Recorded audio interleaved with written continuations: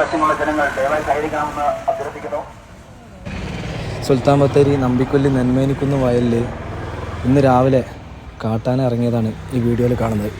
ഏകദേശം ഒരു 3-4 മണിക്കൂറോളം ഈ ആനകൾ വയലിൽ തന്നെ തമ്പടിച്ചിരിക്കുകയായിരുന്നു.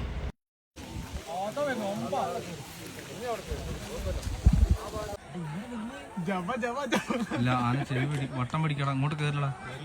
അതാ പയ്യന് നേരെ പോകണ്ടല്ലോ.